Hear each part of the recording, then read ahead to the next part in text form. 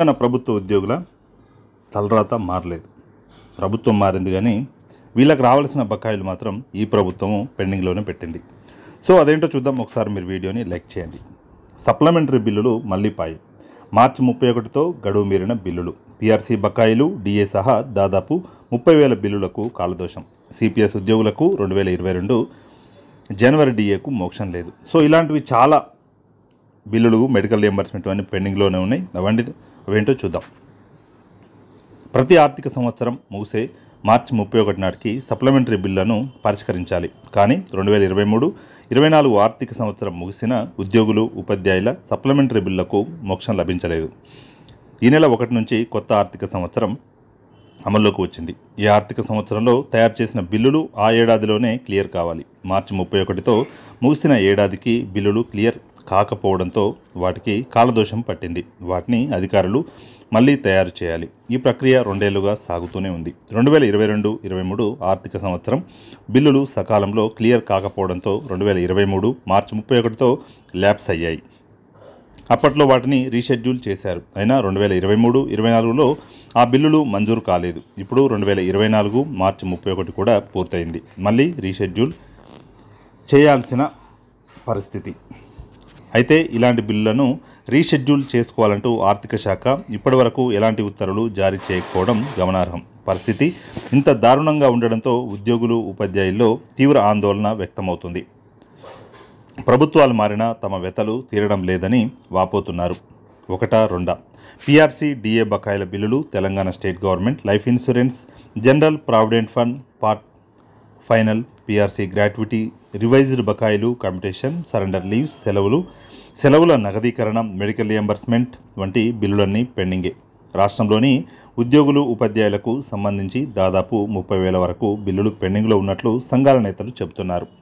ఇందులో కొన్ని 2021 నుంచి పెండింగ్లో ఉండగా మరికొన్ని 2022 నుంచి పెండింగ్లో ఉన్నాయని వివరించారు. అప్పటి బీఆర్ఎస్ ప్రభుత్వానికి ఎన్నిసార్లు మొరపెట్టుకున్నా బిల్లులను క్లియర్ చేయలేదని వాపోతున్నారు. కాంగ్రెస్ ప్రభుత్వం ఏర్పడ్డాక కూడా పరిస్థితి మారలేదని ఆందోళన వ్యక్తం చేస్తున్నారు. రీషెడ్యూల్ చేసిన బిల్లులు మంజూరు కావడం లేదని చెబుతున్నారు. బడ్జెట్ కేటాయింపులతో సంబంధం ఉంటే పీఆర్సీ, డిఏ బిల్లులకు ప్రతిసారి కాలదోషం పడుతుంది. ఉద్యోగులకు 2018 సంవత్సరపు వేతన సవరణ సంఘం ఫిట్మెంట్ను 2021 జూన్ నుంచి ప్రభుత్వం అమలు చేసింది. అంటే జూన్ నుంచి పెరిగిన వేతనాలకు జూలైలో చెల్లించింది. కానీ ఏప్రిల్, మే జీతాలను 18 వాయిదాల్లో చెల్లిస్తామని చెప్పింది. ఒక్కో ఉద్యోగికి పీఆర్సీ వ్యత్యాస సొమ్ము 75,000 వరకు రావాలి. అప్పటి బీఆర్ఎస్ ప్రభుత్వం 3-4 వాయిదాలను చెల్లించి నిలిపివేసింది. 18 వాయిదాల ప్రకారం ఈ బకాయిలు 2022 డిసెంబర్ నాటికల్లా ముగిసిపోవాలి. నాటికి వీటికి సంబంధించి అధికారులు బిల్లులు చేసి జిల్లా పే అండ్ అకౌంట్స్ ఆఫీసర్స్కు పంపించారు. ప్రభుత్వం వీటిని నిలిపివేయడంతో 2023 మార్చి 31తో ల్యాప్స్ అయ్యాయి.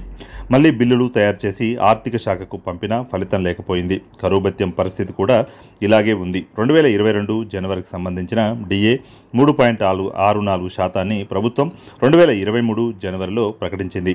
ఈ డిఏ బకాయిలను పాత పెన్షన్ ఉద్యోగుల జీపీఎస్ ఖాతాల్లో జమ చేసింది. సిపిఎస్ ఉద్యోగులకు మాత్రం ఇప్పటికీ చెల్లించలేదు. అధికారులు బిల్లులు పంపుతున్నా క్లియర్ కావడం లేదు. మార్చి 31తో ల్యాప్స్ అవడంతో మళ్ళీ తయారు చేయక తప్పదు. ఇతర సప్లిమెంటరీ బిల్లులు అంతే. పీఆర్సీ, డిఏ బిల్లులే కాదు, ఇతర సప్లిమెంటరీ బిల్లులు క్లియర్ కావడం లేదు. బిల్లులను డిపిఏఓలకు పంపడం, అక్కడి నుంచి టోకెన్లు జనరేట్ కావడం సర్వసాధారణంగా మారింది. కానీ బిల్లుల తాలూకా నగదు సొమ్ము మాత్రం ఉద్యోగుల బ్యాంకు ఖాతాల్లో పడడం లేదు. ఒక ఉద్యోగికి ఏటా 15 వరకు అర్జిత సెలవులు వస్తుంటాయి. వీటిని సంవత్సరంలో ప్రభుత్వానికి అమ్ముకుంటే సగం నెల జీతం వస్తుంది. పదవి విరమణ చేసిన ఉద్యోగులకు 300 వరకు ఈఎల్స్ను ప్రభుత్వానికి సరెండర్ చేస్తుంటారు. ఇందుకు గాను ఒక్కో ఉద్యోగికి దాదాపు 10 నెలల జీతం సొమ్ము కావాలి.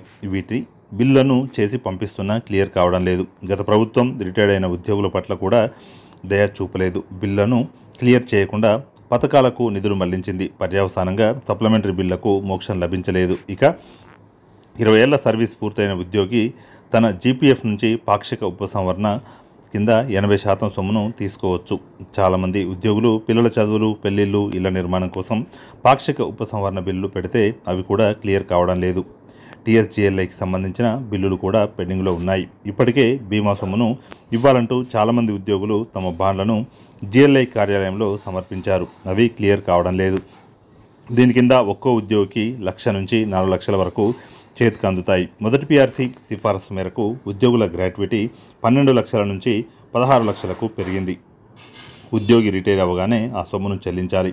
ఆ బిల్లులు కూడా క్లియర్ కావడం లేదు. దీంతో విశ్రాంత ఉద్యోగులు విభాగాధిపతుల కార్యాలయాల చుట్టూ తిరగాల్సి వస్తుంది. ఇక ఉద్యోగుల కమ్యూటేషన్ బిల్లులు విడుదల కావడం లేదు. ఒక ఉద్యోగి రిటైర్ అవ్వగానే 40% పెన్షన్ సొమ్మును వెంటనే తీసుకోవచ్చు. మిగతా 60% నుంచి ప్రతి నెల కొంత చొప్పున పెన్షన్ అందుతుంది. కానీ ఆ కమ్యూటేషన్ బిల్లులు కూడా పెండింగ్లో ఉన్నాయి. మెడికల్ రియంబర్స్మెంట్ బిల్లుల సంగతి అయితే చెప్పనక్కర్లేదు.